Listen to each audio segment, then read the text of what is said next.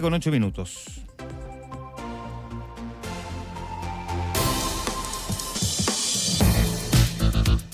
Si hubiera un libro Guinness, o sea, hay un libro Guinness, pero si el libro Guinness tuviese los récords para la política latinoamericana, Perú definitivamente se anota un tomo completo. Tendría asegurado definitivamente una publicación en el récord más triste y vertiginoso que pueda tener una nación. La destitución ayer de su último presidente, José Gerí, que si bien no es una sorpresa, sin embargo sí es la confirmación de una patología bastante crónica. Con su salida anota una marca que desafía toda lógica democrática. Tienen 8 presidentes en 10 años. Y no olvide este dato, van a tener 10 presidentes en 10 años. Porque José Gerí es el 8º presidente en 10 años, pero hoy día el Congreso va a nombrar al interino, por lo tanto van a tener 9. Y en un par de meses más van a tener elecciones y por lo tanto van a completar 10 presidentes en 10 años. Esa es la realidad peruana. Y la caída de José Gerí, que además no se produce ni por un estallido social, ni por un golpe militar, sino que es el resultado de una erosión constante que ha tenido la clase política peruana y que ha convertido de verdad esta situación en una incomprensión. ¿En qué momento se jodió el Perú? Es una pregunta que cobra cada vez más vigencia. Para entender cómo llegamos hasta aquí, primero hay que entender que José Gerí era el presidente, no era una figura muy destacada en el mundo, era un congresista de perfil medio, un abogado, que mediante cierto tipo de alianzas, componendas, diría yo, típicas del fragmentado parlamento que tiene además Perú, logró llegar a ser presidente del Congreso. Cuando Dina Boluarte cayó, y ya voy a recordar muy brevemente la caída de otros presidentes peruanos, víctimas de sus propios escándalos también, la Constitución dictaba que el presidente del Congreso tenía que asumir las riendas del país. O sea, Dina Boluarte fue destituida y asumía el presidente del Congreso. Pero nunca olviden esto, ¿eh? El poder prestado siempre es frágil, cuando no es un poder ganado. Y su breve administración estuvo marcada por una desconexión muy alarmante con la realidad que viene viviendo el país.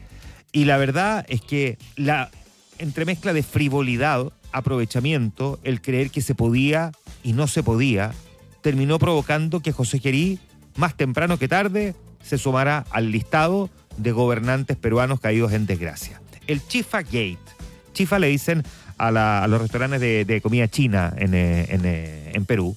Es básicamente un escándalo que partió cuando algunos programas de investigación en Lima revelaron que el presidente tenía reuniones secretas, o sea, no estaban registradas bajo la ley de lobby, con un empresario chino que estaba bajo investigación por vínculos con mafias de corrupción, tala ilegal, en fin. Y las imágenes mostraban al presidente llegando a un restaurante de comida china, o sea, una chifa, y también a locales comerciales en el centro de Lima, y a veces como con uno de estos canguros, polerones así como con gorro, se ponía el gorro, se ponía lentes de sol para tratar de pasar un poco piola, en plena noche, o sea, la verdad que no había ni calor ni sol al que proteger los ojos, entrando además por la puerta trasera.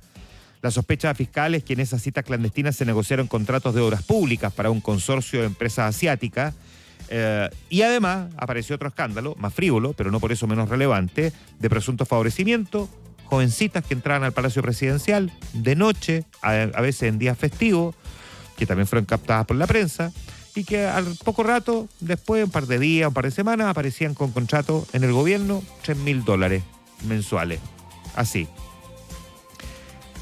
Si a esto le agregamos también fiestas privadas, donde fueron personajes vinculados a redes de corrupción, en fin, José Gerí cayó en su propia desgracia. No hay mucho espacio a la especulación respecto de su comportamiento, porque respecto de otros sí.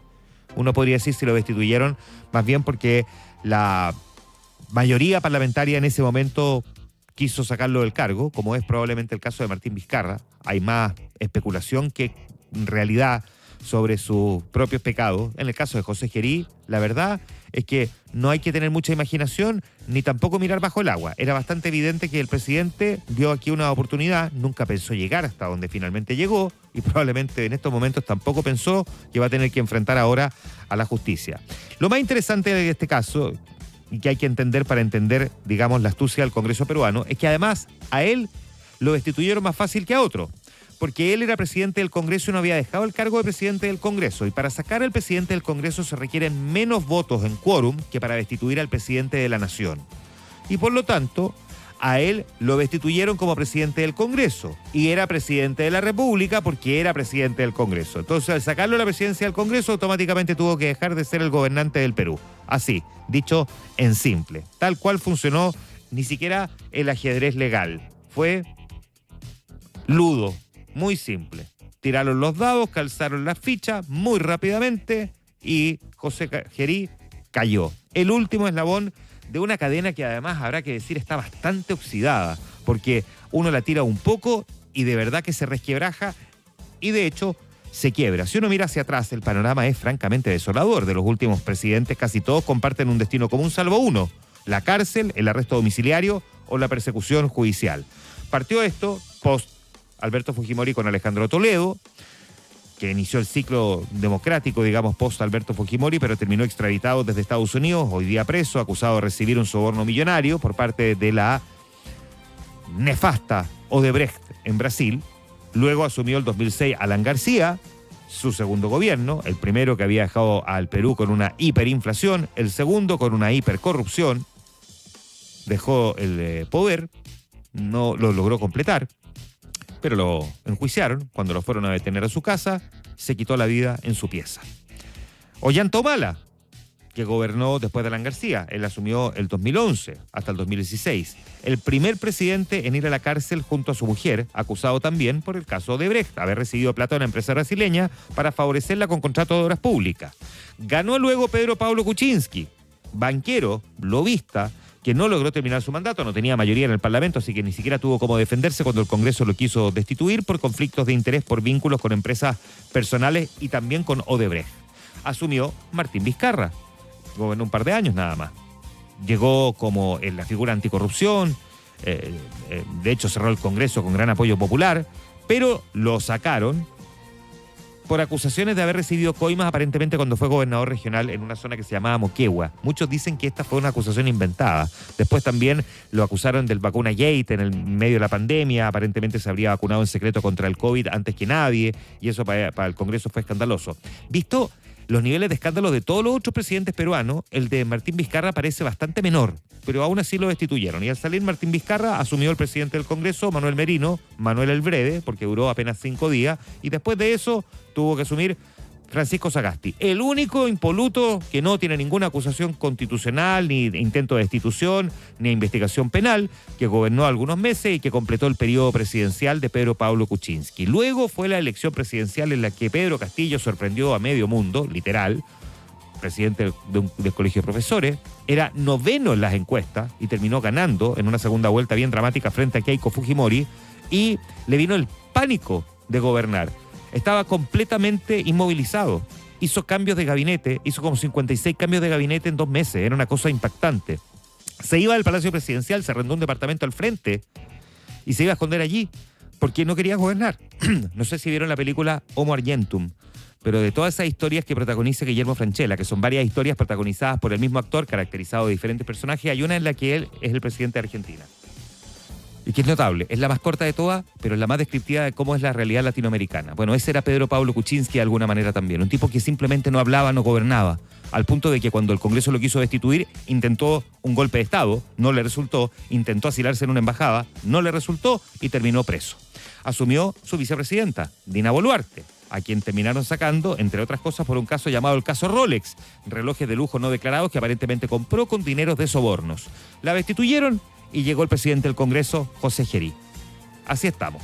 8 presidentes en 10 años. Y vienen 2. Hoy nombran a otro y después vienen las elecciones en algunas semanas más. Lo interesante, y por eso creo que vale la pena mirar este tema al comienzo del programa, y lo que desconcierta probablemente a mucha gente, y usted si sigue la crónica peruana, ha viajado a Perú, o al menos se lo ha preguntado en más de alguna oportunidad, lo que desconcierta a muchos es cómo Perú no se ha derrumbado por completo. O sea, por mucho menos, Haití está en el suelo.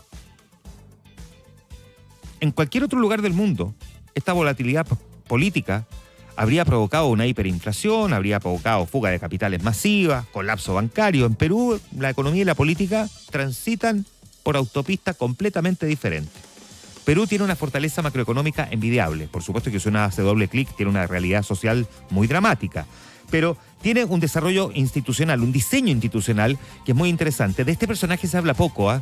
A lo mejor se habla poco en los medios de comunicación así como más masivos, pero me gustaría mencionarlo porque es bien famoso Julio Velarde. Digo, para los que nos interesa un poco la política y la economía internacional. Julio Velarde es el presidente del Banco Central.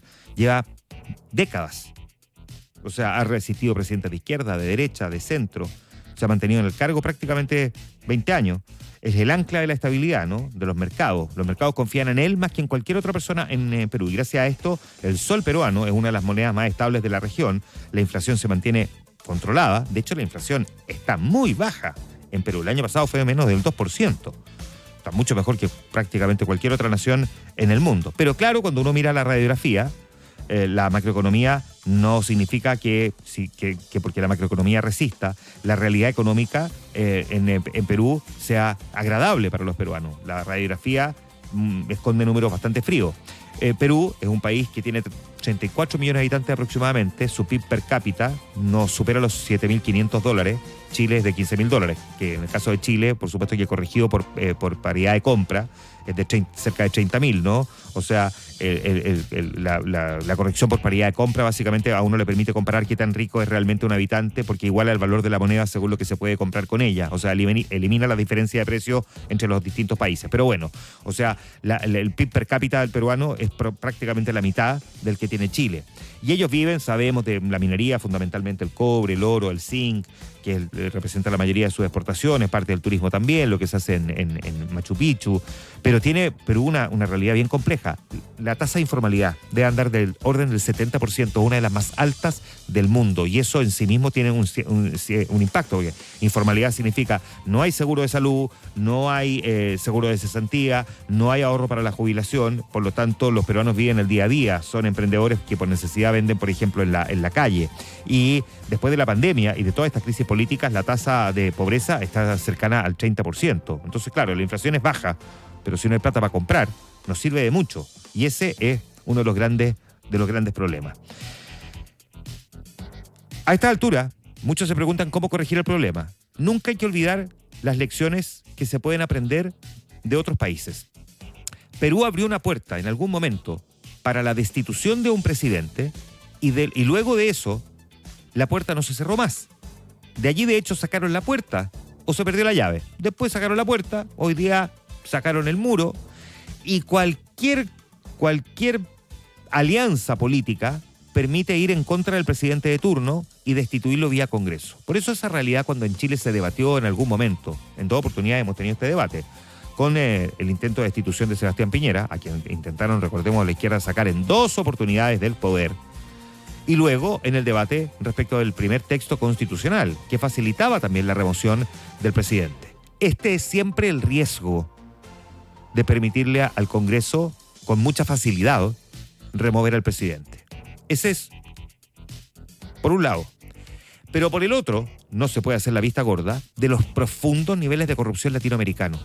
Brasil es muy responsable. Brasil mira para otro lado y a uno se le olvida que Lula estuvo preso acusado de corrupción. Nunca olvidemos que estuvo preso acusado de corrupción y que por un tecnicismo salió en libertad y hoy día es presidente. No porque fuera considerado inocente. O sea, a los defensores de Lula, digamos, se les cae un poco la careta cuando uno les recuerda que en realidad fue por un tecnicismo geográfico respecto de quién lo enjuició, que finalmente su caso se terminó derrumbando y terminó saliendo en libertad. Brasil, el gigante latinoamericano, es profundamente responsable de la corrupción que hay en Latinoamérica y especialmente en Perú. Y los tentáculos llegaron rápidamente a esos gobernantes y ya hemos visto cómo sistemáticamente casi todos terminaron con plata en el bolsillo que no les correspondía. La suma de dos cosas han provocado este escenario: que el sillón presidencial sea la silla eléctrica. 7:21.